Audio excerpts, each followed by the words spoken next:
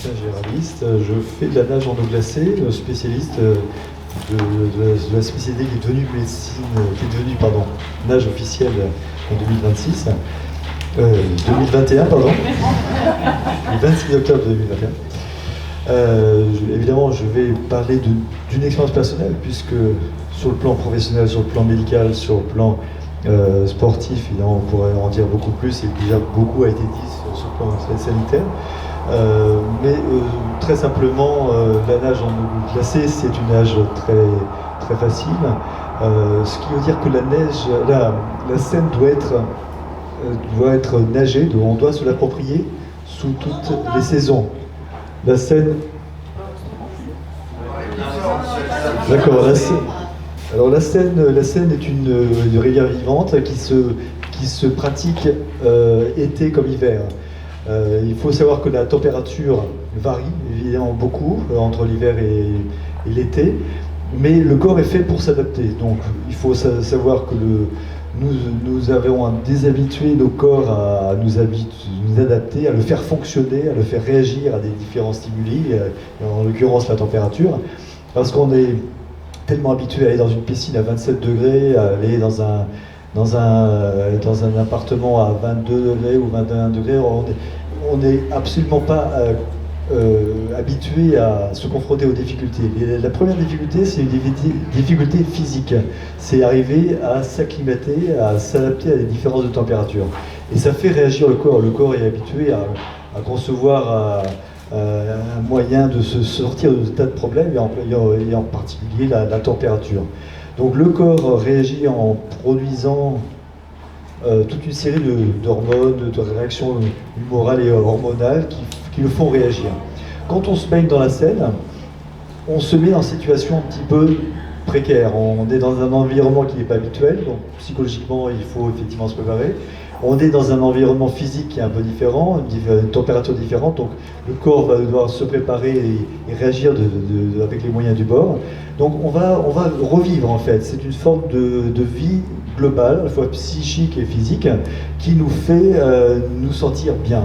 On s'approprie un milieu qui est un petit peu différent de l'habitude, mais on se sent mieux, on se sent régénéré, d'où peut-être le thème, le mythe de la fontaine de jouvence, qui fait qu'on est bien en sortant d'un bain. Pourquoi la chaleur n'est pas bénéfique et pourquoi le froid est bien? Bon, Hippocrate disait la chaleur ramollit, il n'y a que le froid qui stimule, bon, c'est bien connu.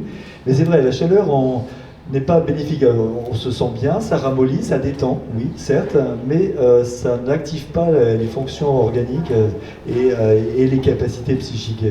On a besoin de frais, on a besoin de froid pour se stimuler. La température de l'eau est par définition fraîche, même là elle est douce, elle est à 17-18 degrés.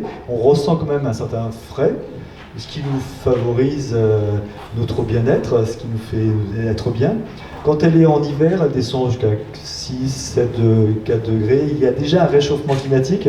Quand j'ai commencé à nager en Seine, elle descendait parfois à 4 degrés, en dessous de 5 degrés, donc par définition eau glacée, puisque c'est en dessous de 5 degrés que c'est considéré comme glacé.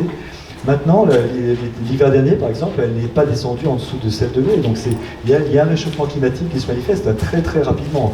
En quelques années, c'est vraiment impressionnant. Mais ça nous rend, dans la pratique, l'accès à la Seine plus facile, puisque ces différentes températures plus moindres sont plus facilement acceptées par le corps. On y va plus agréablement et plus facilement. C'est une pratique très, très simple. Il suffit de descendre progressivement, de ne pas plonger. Le corps a besoin de s'habituer progressivement, donc éviter les chocs qui peuvent être mauvais pour le cœur, et nager tout simplement sur le bord. Bon, moi j'ai fait de multiples traversées de la Seine, j'ai suivi les contours des îles, etc. Bon, ce sont des choses qui sont un peu plus précaires parce que ce qui est dangereux c'est le fond marin, le fond de la rivière, avec son cocktail de rochers, de bouts de bois, de pièces métalliques et autres auxquels il faut faire attention. Mais il faut simplement rester dans un endroit que l'on connaît, qu'on voit se découvrir à marée basse, et se faire des petits bains comme ça. Alors la condition importante pour vous, c'est de ne pas avoir peur, parce que c'est la première ennemie, se dire c'est un environnement inhabituel, je vais pas m'y confronter parce que je ne le connais pas. Et effectivement, il faut se dire, c'est un environnement que j'ai envie de m'approprier.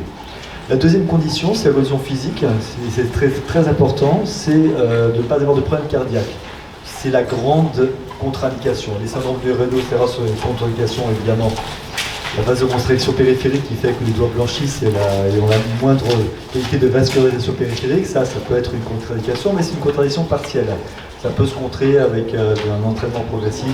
Bon, jusqu'à une certaine limite, on peut agir là-dessus. Par contre, sur le point cardiaque, s'il y a des troubles cardiaques, c'est pour moi une contre-indication formelle.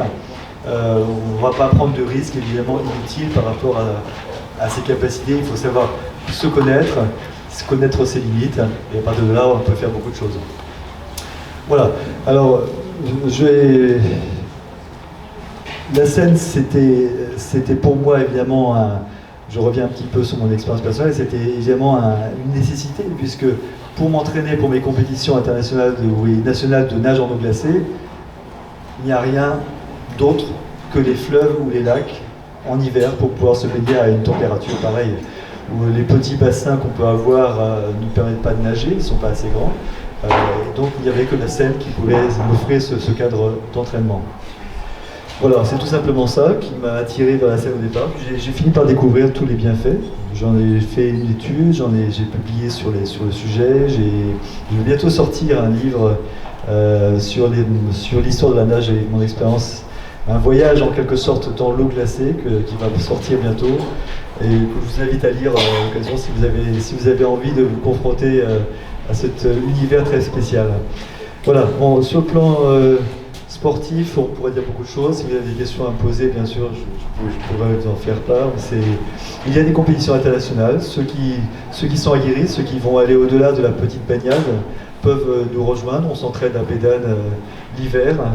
On synthétise les Vikings givrés, puisque la plupart de mes ouailles viennent du club des Vikings de Rouen, qui est un club important de nage en eau libre. Enfin, c'est le deuxième club en France de nage en eau libre, qui forme de nombreux nageurs. Logan Fontaine en particulier, qui est arrivé 5e aux Jeux Olympiques, en est issu. On a Caron, Stéphane Caron, qui était olympien également, médaillé, qui en vient. Enfin, on a pas mal de bons nageurs. Moi j'ai fait. Je suis pas aussi bon, mais mon nage en eau glacée, il y a un écrémage naturel, donc il y a moins de compétiteurs, donc j'ai pu être champion du monde du 200 mètres brasse, mais ça c'était dans ma catégorie, hein, c'était un peu spécial. Voilà, sinon, si vous avez des questions, je serais heureux d'y répondre et de vous faire aimer, en tout cas au moins l'idée de vous baigner un jour dans la Seine.